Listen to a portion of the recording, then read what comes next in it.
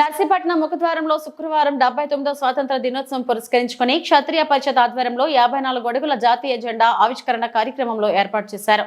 ఈ కార్యక్రమంలో టీడీపీ రాష్ట్ర ప్రధాన కార్యదర్శి చింతకాయల విజయ్ హాజరై 54 అడుగుల జాతీయ జెండాను ఆవిష్కరించారు. ఈ సందర్భంగా చింతకాయల విజయ్ మాట్లాడుతూ అల్లూరి నడయాడిన గడ్డపై 54 అడుగుల జాతీయ జెండాను ఆవిష్కరించడం నేను చేసుకున్న అదృష్టమన్నారు. కేవలం 1.5 సంవత్సరం కాలంలో బ్రిటిష్ వారిని గడగడలాడించి దేశం కోసం పోరాడిన మహనీయుడు అల్లూరి సీతారామరాజు అని కొనియాడారు. రానున్న తరాల వారికి అల్లూరి సీతారామరాజు భారతదేశ స్వాతంత్ర్యం కోసం ప్రాణత్యాగం చేసిన మహనీయుల జీవిత చరిత్ర తెలియజెప్పవలసిన ఆవశ్యకత ఎంతైనా ఉందన్నారు. ఈ కార్యక్రమంలో చింతకాయల రాజేష్, స్పీకర్ అయ్యన్న సతీమణి పద్మావతి, మాజీ ఎమ్మెల్సీ డివి సూర్యనారాయణ, రాజు, కౌన్సిలర్ గుడివాడ రాజుల నాయుడు తదితరులు హాజరయ్యారు. అలాగే శ్రీమతి చింతకాయల పద్మావతి గారు, శ్రీ చింతకాయల రాజేష్ గారు, వారిని కూడా ఘనంగా ఆహ్వానిస్తున్నాం. శ్రీ పాగల్పట్ రఘువరం గారు, ఉత్తరాంధ్ర మాజీ ఎమ్మెల్సీ, వారిని కూడా ఆహ్వానిస్తున్నాం. ముందుగా శ్రీ చింతకాయల విజయ్ గారు కోరుతున్నామండి.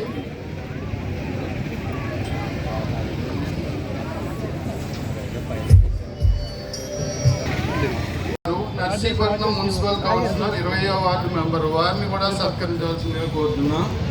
శ్రీ చింతకాయల రాజేష్ గారు, నర్సీపట్నం మున్సిపల్ కౌన్సిలర్ 25వ వార్డు మెంబర్, వారిని కూడా. అదేవిధంగా శ్రీ పాకలపాటి బాబాసాహెబ్ అంబేద్కర్ గారు ఆ రోజు వచ్చి మన కోసం కాన్స్టిట్యూషన్ రాశారు, రాజ్యాంగం రాశారు. ఆ రాజ్యాంగం ఉంది కాబట్టే ఈ రోజు ఇంత ప్రశాంతంగా ఎలక్షన్స్ జరుగుతున్నాయి. ఈ విధంగా రాజ్యాంగ పాలనలో జరుగుతుంది. ఈరోజు రాజ్యాంగంలోనే మన కాన్స్టిట్యూషన్లోనే ప్రియాంబుల్ ఉంటుంది. మనకి జస్టిస్ గురించి చెప్తారు, లిబర్టీ గురించి చెప్తారు, ఈక్వాలిటీ గురించి చెప్తారు, ఫెటర్నిటీ గురించి చెప్తారు.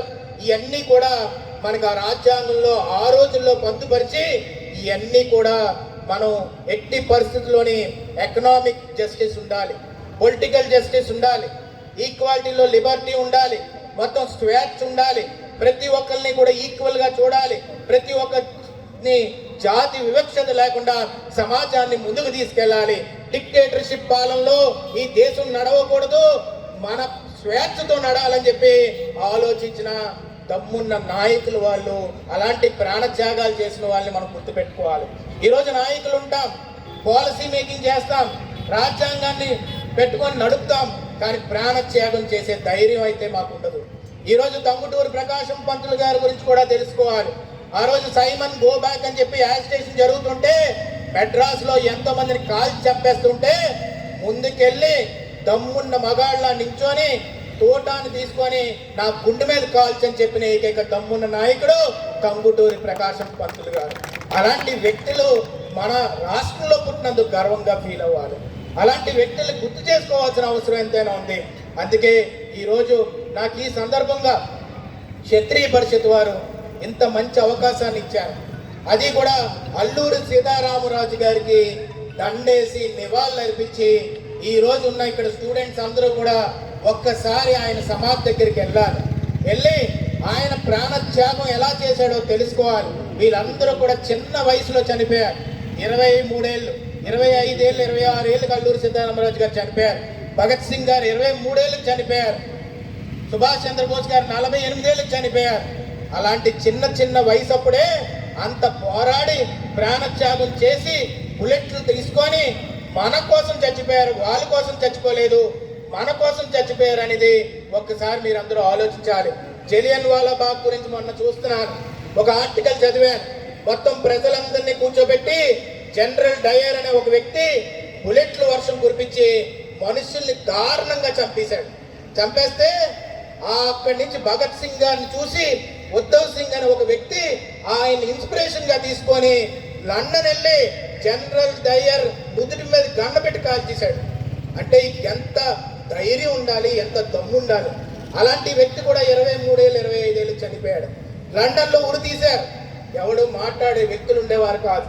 కానీ ఈరోజు ఎంత స్వేచ్ఛగా బతుకుతున్నాం మనం. ఈరోజు ఎంత అందుకనే స్వేచ్ఛ హరించినప్పుడు మనందరం కూడా గొంతెత్తి గలమెత్తి మాట్లాడతాం.